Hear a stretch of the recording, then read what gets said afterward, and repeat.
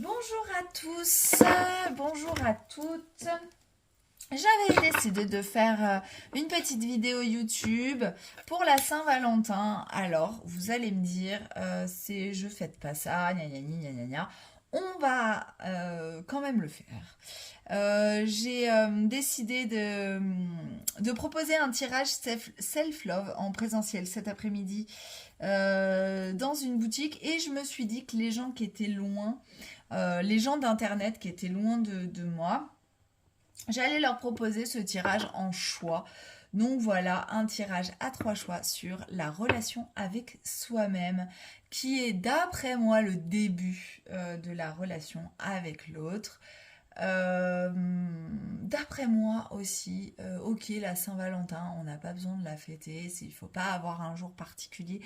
Tatati, tatata, attendre que un mec se soit fait couper la tête et que ce soit sa fête pour fêter l'amour, ok, mais on peut quand même, et c'est beau, euh, choper ces belles énergies de l'égrégore, de gens qui se souhaitent de l'amour toute la journée pour se souhaiter de l'amour à soi-même.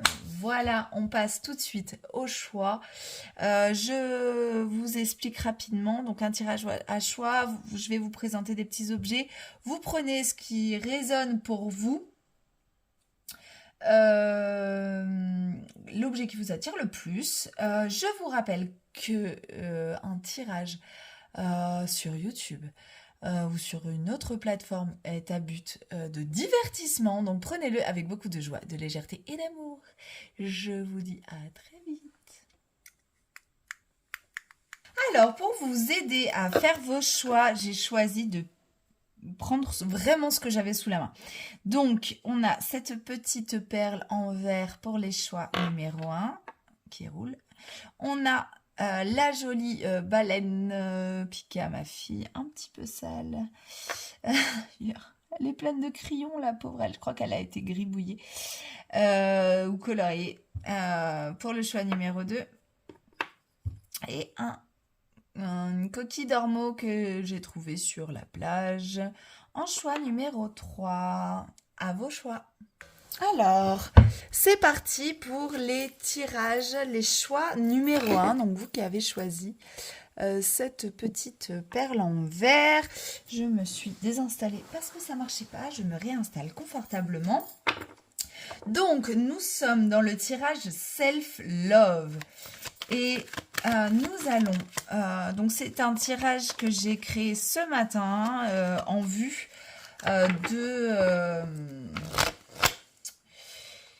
en vue de cet après-midi. Et voilà, j'espère que ça va vous plaire. Oula, il y a trop de trucs qui sautent.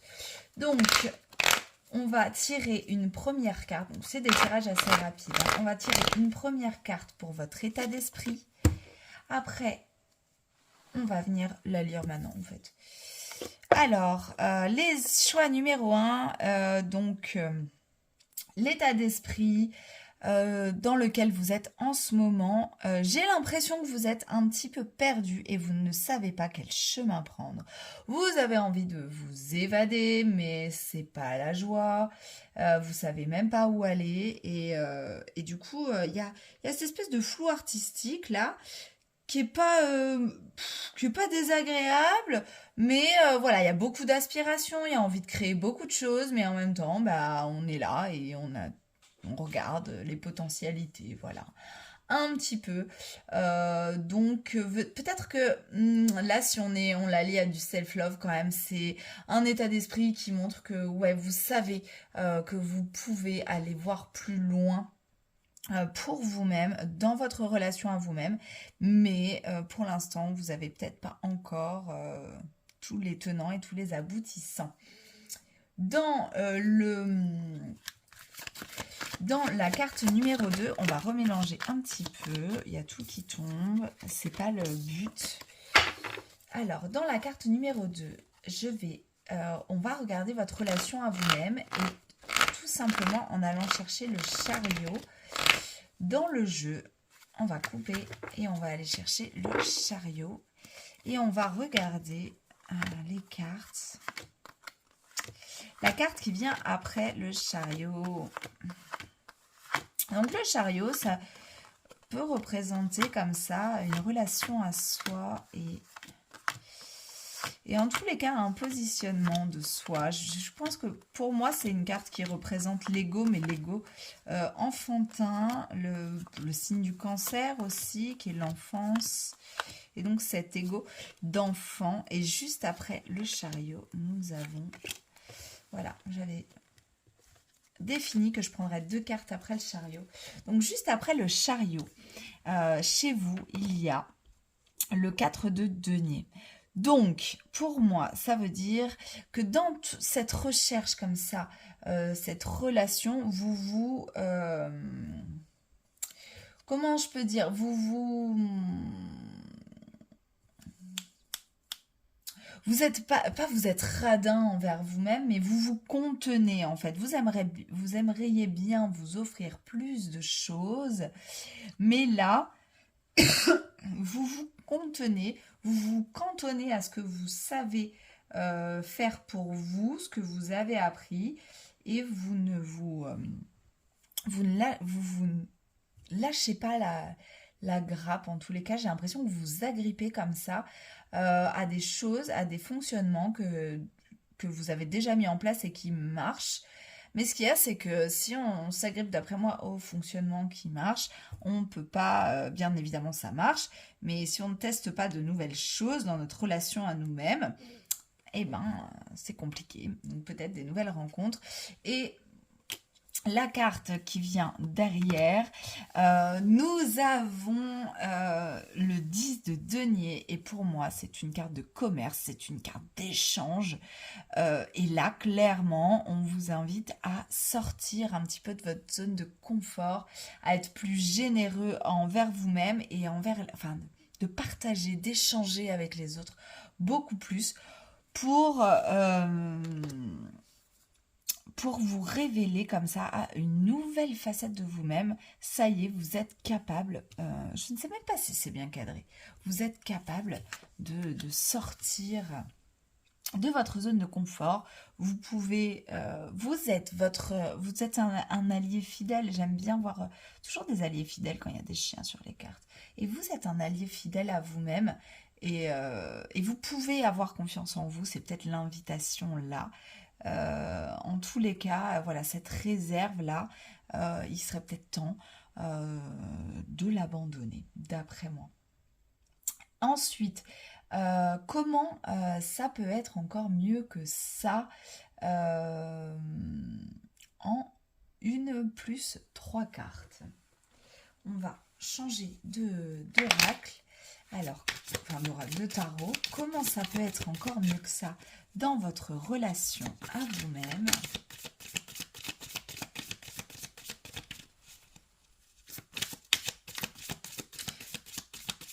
Donc, vous avez une bonne relation, mais vous vous économisez, en fait.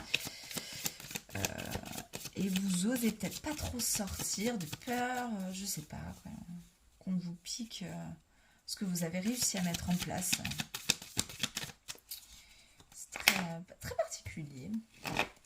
Alors, comment est-ce que ça peut être encore mieux que ça?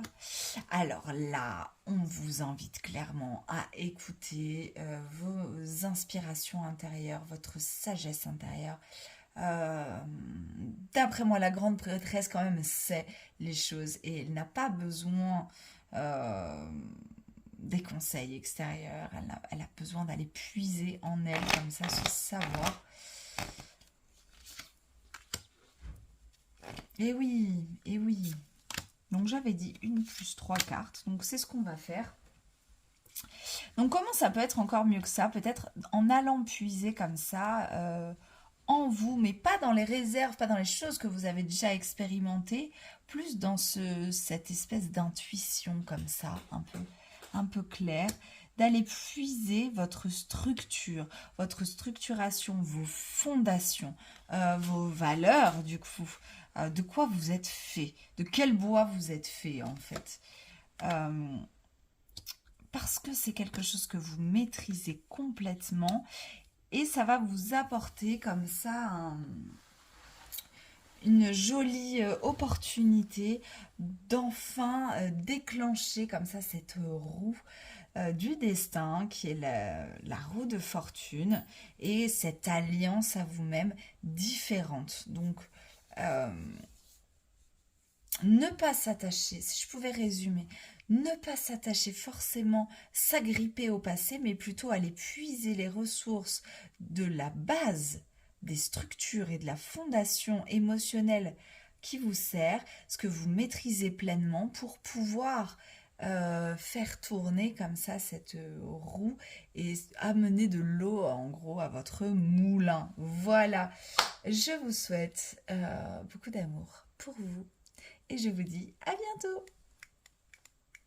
Alors, bienvenue à vous ceux qui ont choisi la petite baleine d'enfant pour ce tirage relationnel self-love, relation avec soi-même. Donc, c'est comme je l'ai expliqué au tirage numéro 1, ceux qui ont fait le choix numéro 1.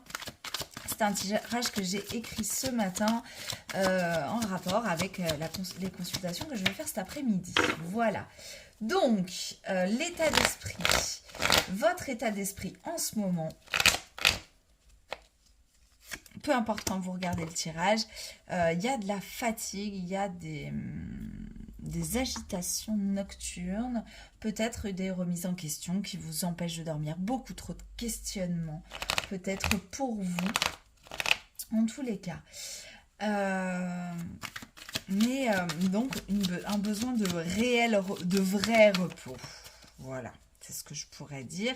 Vous savez que vous arrivez à la fin, vous êtes en train de dénouer tous ces fils-là.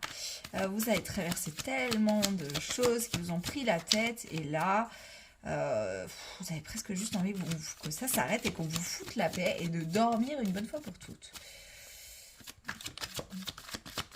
Alors, on va aller chercher la carte du chariot dans le jeu et on va regarder les deux cartes qui sont derrière pour définir un petit peu cette relation à vous-même. Donc, pourquoi la carte du chariot? Ah ben, elle est là. Alors, derrière le chariot, j'ai la grande prêtresse et j'ai... C'est marrant. Clairement, j'ai la grande prêtresse et j'ai le 10 d'épée. Donc là, c'est la fin du truc. Donc, d'après moi, alors pourquoi le chariot déjà? Parce que d'après moi, c'est quand même cette carte d'ego enfantin qui est très très importante. Donc ça représente quand même notre capacité à rayonner, à être ancré dans notre corps, voilà, cette part d'ego qui est importante pour vivre cette incarnation, la façon dont on s'incarne comme ça. Donc, dans la grande prêtresse alliée avec ce 10, on voit que c'est la fin, là, c'est la carte finale des épées. Et le mot qui me vient en premier pour vous, choix numéro 2, c'est que finalement, il y a beaucoup d'auto-sabotage. Il y a beaucoup d'auto-sabotage, que vos réflexions vous emmènent en boucle, comme ça, sur vous-même, sur votre rapport à vous-même. Vous avez la capacité de faire stopper ça. Vous avez cette sagesse en vous. Vous avez cette capacité de juste en prendre conscience. À quel point vous vous auto-sabotez. C'est aussi simple que ça, à quel point vous n'êtes pas indulgent et pas doux avec vous dans les messages que vous envoyez constamment. Ça peut être des petites railleries, des petites maximes, de toute façon j'y arrive pas, machin, très simplement en fait. Et là, l'invitation c'est juste à swifter le truc pour pouvoir enfin sortir de cette spirale fatigante qui vous embête. On va regarder avec le Morgan Greer comment ça peut être encore mieux que ça. Bon, bah, déjà, on a une petite piste. Oula. Celle-là, elle est partie tellement loin. Ah ben, je la garde. On a une une petite piste, c'est pareil, donc là ça vient de vous, de votre intérieur, de votre sagesse intérieure. Alors comme le groupe 1, mais finalement c'est pas... Je sais même pas si... J'ai même pas vérifié mon cadrage. Je vais aller faire les choses à la dernière minute. Comme le groupe 1, mais finalement, forcément, ça vient de notre sagesse intérieure, le fait de s'aimer soi, la relation qu'on a avec nous-mêmes. Qu'est-ce qui viendrait ensuite? La force. L'empereur. Eh ben, dis donc, en fait, en gros, si vous reprenez le pouvoir, vous reprenez le pouvoir, vous, hein.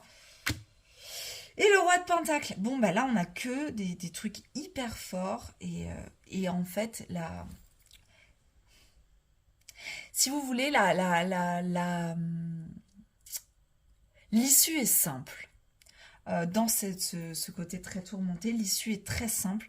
Mais des fois, c'est peut-être tellement simple. Juste d'arrêter de s'auto-saboter, d'arrêter de se casser du sucre sur le dos quotidiennement. Je pense que ça peut effectivement faire complètement tout basculer et vous rendre un côté très lumineux à vous-même, votre puissance personnelle.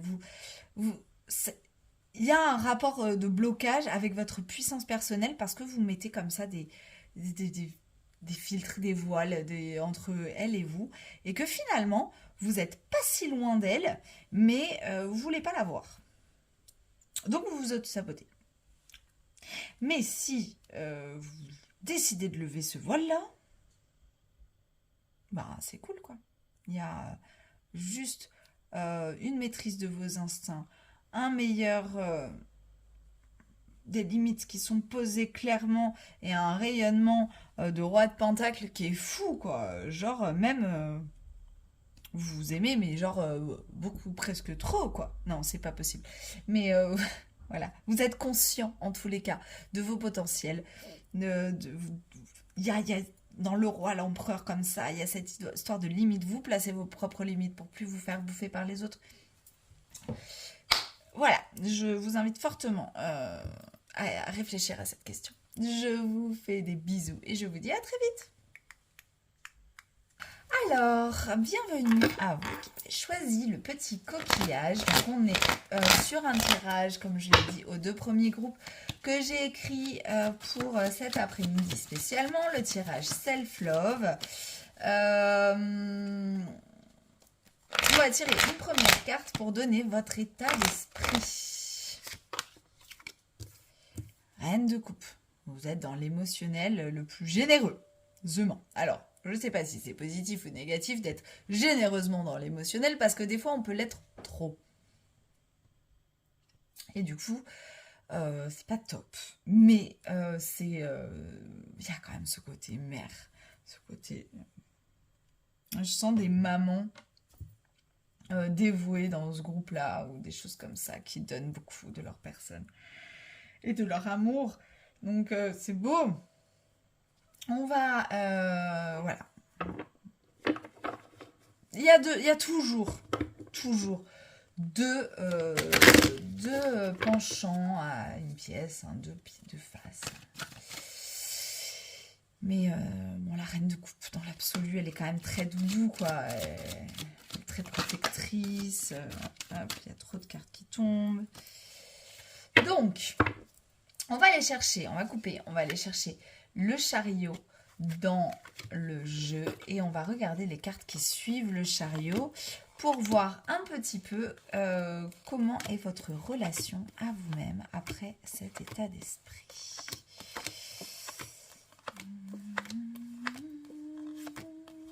Pourquoi le chariot? Parce que c'est pour moi une carte qui représente très très bien l'ego, le positionnement, tout ça. Alors, nous avons ce chariot. Et derrière les 2 cartes derrière le chariot, nous avons le cavalier de coupe. Il y a d'après moi quand même une recherche émotionnelle, peut-être une recherche d'âme sœur pour certains d'entre vous, ou en tous les cas une recherche de changement. Et avec l'impératrice, il y a quand même cette recherche d'harmonie dans votre relation à vous-même.